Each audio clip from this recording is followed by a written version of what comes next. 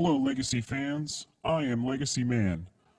You name it, I craft it, and that is why I wear this mask.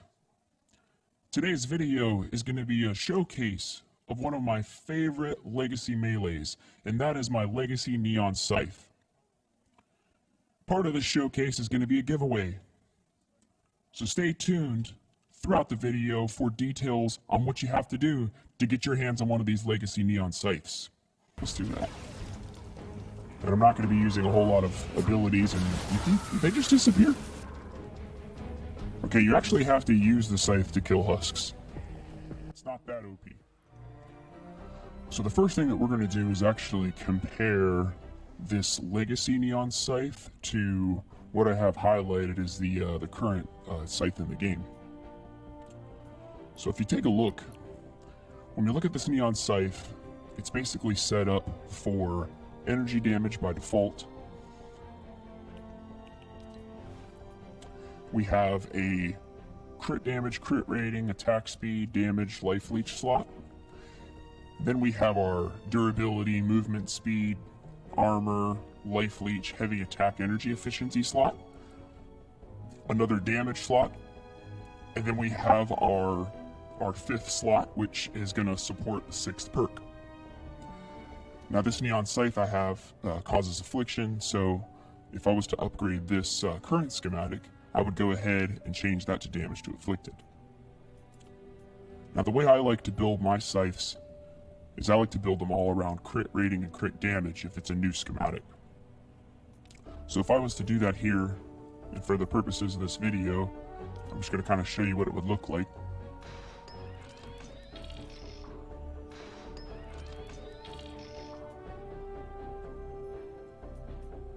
You can see now that I've maxed out the crit rating on this Neon Scythe. I'm going to leave the crit damage and the rest of the perks as is. I just want you to see what the maximum crit rating potential of this weapon is, assuming that you're combining it with the crit damage. Okay, now you can see, with a fully maxed out crit rating, and again, we're going with the crit damage combination, we have a 43% chance of achieving a critical hit. Now, using the new hero loadout system and the perk recombobulator, you are going to be able to create a Neon Scythe build that is going to have a higher DPS and, when you consider crit, theoretical DPS than the legacy weapon that I'm about to show you. That's going to be achieved through using the right combination of crit rating, crit damage in your build, fully upgrading your damage to afflicted perk, or if your sixth perk is a snare, just making sure that your fifth perk is supporting that sixth perk. And then obviously fully upgrading your base damage by upgrading this slot all the way.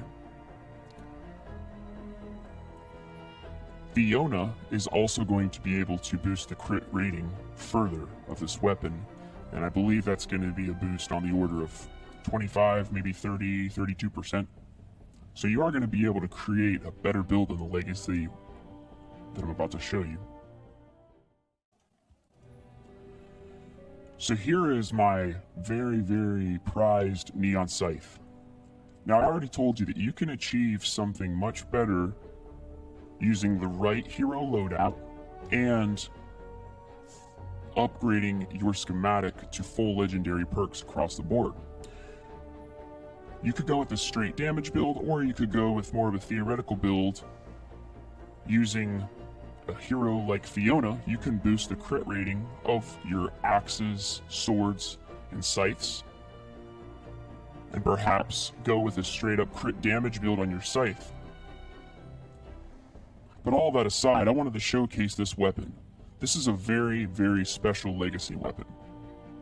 For those of you who weren't around before the recombobulator, it was very, very rare that you rolled multiple crit chance perks in conjunction with some sort of crit damage perk. Now, if you look closely at this crit damage perk, it's not simply just plus 135% crit damage. It's actually going to be 135% crit damage to afflicted targets. This means that we first have to cause affliction and then have a critical hit in order to achieve that plus 135% stat.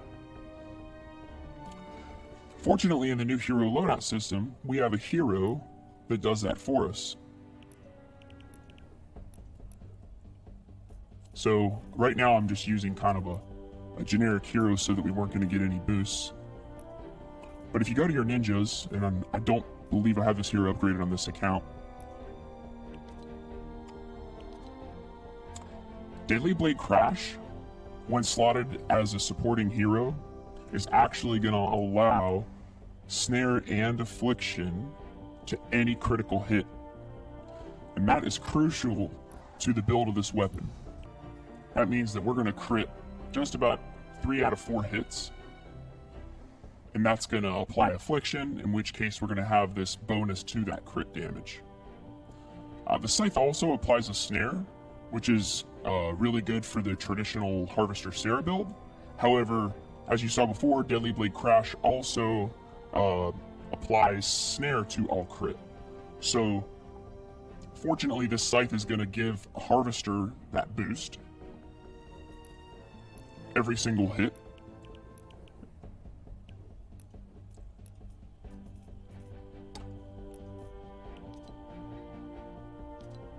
And that boost is 25% when slotted as a supporting hero, or if you main her, she's going to give you 62%. So this is going to be a very good scythe regardless of how you choose to build your hero loadout, simply because we can crit 3 out of 4 hits, and that's assuming we don't have Fiona. I'm going to show you what this looks like once we slot in Fiona.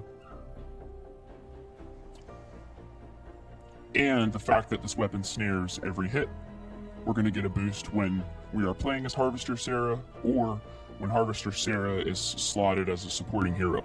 We're going to be going with the traditional Harvester build. We're going to be using Harvester Sarah as our primary, Dim Mock so that we regenerate our shield when we're in Shadow Stance. Dragon Daze is going to apply a knockback and stun once our shield breaks.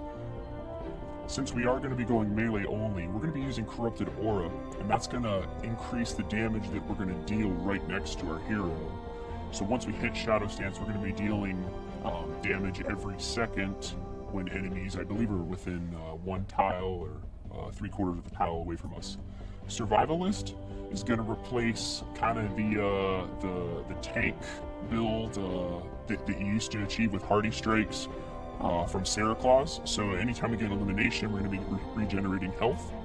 Corrosive Strikes, like I said earlier, we're going to be having Snare and Affliction every hit, and that's going to allow us with our particular scythe to take advantage of that additional 135% crit damage to Afflicted. And then finally, we're going to be using Anatomy Lessons, which is going to further increase the crit rating of our scythe. Now, I am playing on my level 89 account, and I'm doing that because if I was to go in with a 131 maxed out account, it might not give you the most accurate depiction of how great this weapon is. Everything is pretty much overpowered at that point. So to be fair, we're going to go in at power level 89 into a power level 88 area, just to be as close as possible. I am going to show you my stats here. I do have higher stats than most for power level 89, just because of how long I've had this account, how much research I've collected along the way. Actually, most of this research was collected from the old trees, and then I've just kind of been buffing it up as I go in the new system here, the new menus. Okay, and here we are. Target not yet located. I'm just the SWAT. You saved my life. Thanks.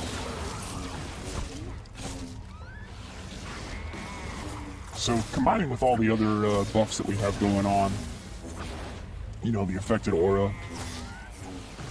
when you're evenly matched, so to speak, against the husks, you're looking at 2 to 3 slashes per kill.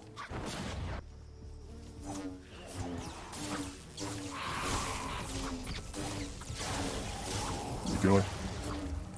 Saw some crits around 40,000. Now that's my AoE right there. That's the Dragon Daze perk. This target's a tricky one. Keep searching.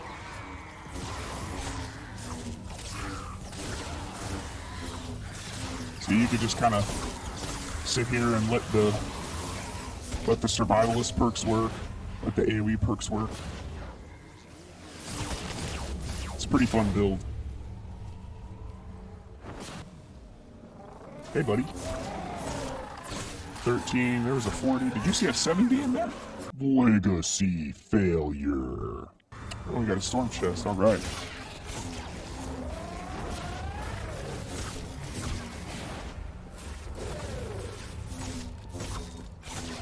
So a 3 slash on a blaster, that's not too bad. Being evenly matched.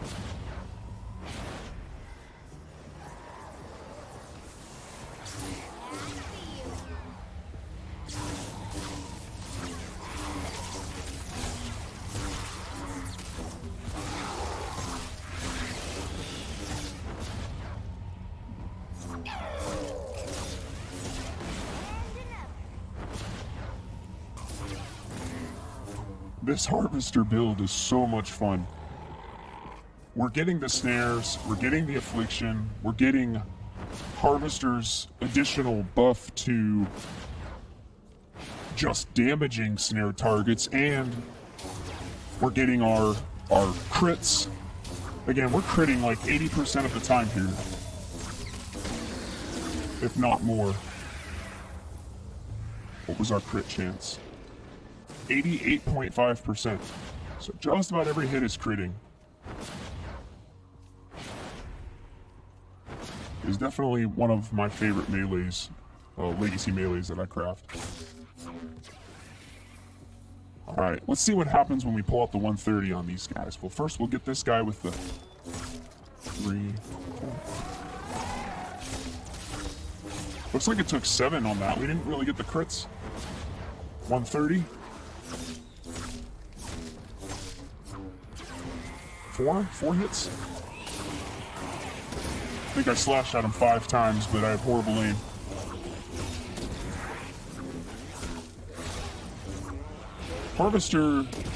This Harvester tank build is a very lazy build. If you play on controller like me, you can just kind of hold down your trigger, move around your thumbstick, just kind of enjoy it. And again, we're evenly matched with these husks. If you're a higher level player than these husks, I mean, you're looking at sometimes a single slash for the trash husks. Your husky husks, maybe 2 slashes, and maybe 2 or 3 slashes on a blaster.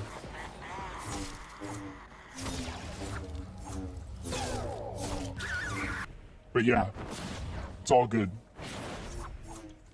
Hey guys, if you enjoyed today's video, please subscribe to the channel for more content. And as part of this Legacy Scythe showcase, I'm going to be giving away 3 130 Legacy Neon Scythes, the same build that you see here, to the first 3 people that leave a comment explaining why you love or why you hate this Legacy Neon Scythe. You don't have to love it. But if you hate it, I want to know why. We already discussed that, you could build a much better scythe by using the recombobulator. But I'm interested to see what you guys have to say. The first 3 comments, you're going to get a 130. The 4th and 5th comment, you guys are going to get a 106. And to all of you other random players out there, I'll see you in Stonewood. Thanks for watching, everyone. I am Legacy Man. You name it, I craft it. And that is why I wear this mask. See you next time.